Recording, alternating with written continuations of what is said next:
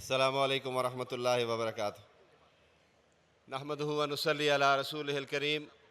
अम्मा बाद औज़ु बिल्लाहि मिनश शैतानिर रजीम। बिस्मिल्लाहिर रहमानिर रहीम। क़ाल अल्लाहु तआला फ़िल क़ुरआनिल मजीद व फ़ुरक़ानिल हमीद।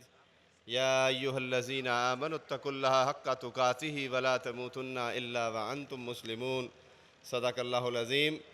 इंतहाई काबिल एहतराम सदर मुज़ाकरा मोहतरम लियाकत बलोच साहिब, दीगर ज़िम्मेदारान जमात और मेरे आँखों के सामने मीनार पाकिस्तान के साए में बैठे हुए लाखों फ़र्जंदान तौहीद, इज़्ज़त माब, माओ, बहनों और बेटियों, मैं जिस सरज़मीन से आया हूँ जिसे जनूबी पंजाब कहा जाता है।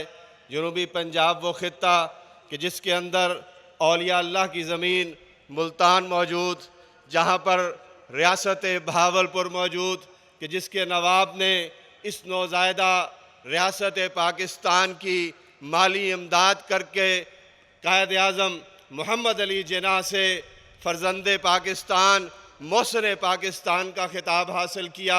उस सरज़मीन से कि जिस सरज़मीन ने डॉक्टर नज़ीर शहीद जैसे फ़र्जंद तहरीक के इस पाकिस्तान के सुपुर्द किए। हाँ, उसी सरज़मीन से कि जिस पे पंजाब की असम्बली में गूंजने वाली वो आवाज़ जिसे डॉक्टर सैयद वसीम अख्तर के नाम से पूरा पंजाब और पूरा पाकिस्तान जानता है, उस सरज़मीन से आया हूँ। हज़ारों अपनी बहनों, बेटियों और नौजवानों के साथ आया हूँ। किरारदाद की बात की है।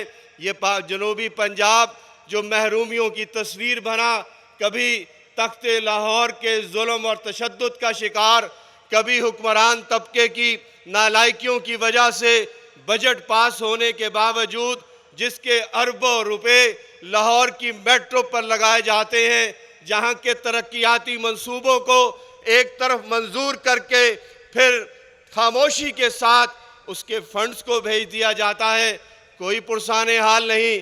ये वही जनूबी पंजाब के जहां पर चोलिस्तान है, जहां पर 21वीं सदी के अंदर भी आज मजबूर है जानवर और इंसान एक तालाब से पानी पीता है, जहां पर इंसान आज 21वीं सदी के जदीद दौर में भी पानी से ना मिलने की वजह से एड़ियां रगड़कर अपनी जान जाने आफरी के सुपुर्द करता है। हाँ, यही जनूबी पंजाब कि जिसके अंदर कच्चे के डाकू हैं जो दिन दिहाड़े इंसानों को अगवा करके अपनी मकीन गाहों में ले जाते हैं। इंतज़ामिया बेबस, हुकूमत की रिट कायम नहीं है।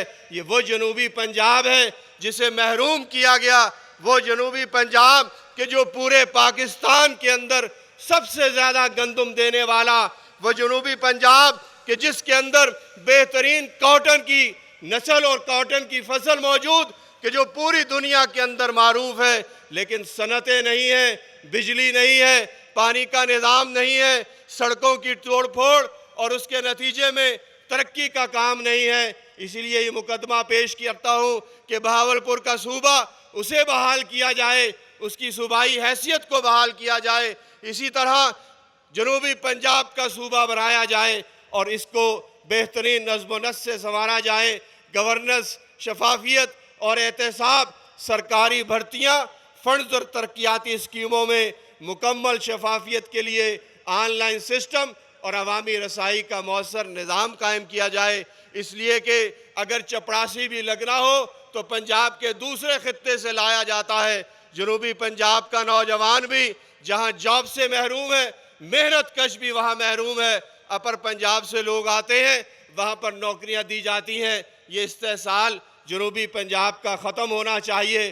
पानी का मसला भी हमारा चोलिस्तान के अंदर हज़ारों एकड़ की फार्मिंग, कॉरपोरेट फार्मिंग के नतीजे के अंदर किसानों का इस्तेसाल है।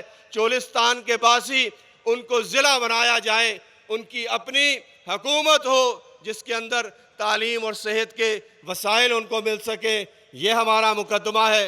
माशी और सनत, पूरे जनूबी पंजाब में कोई सनत नहीं लगने दी जाती, इसको सनत भी दी जाए और उसके साथ साथ रोज़गार के मौके भी इनको हासिल हो। अमन व अमान का भी यही मामला है।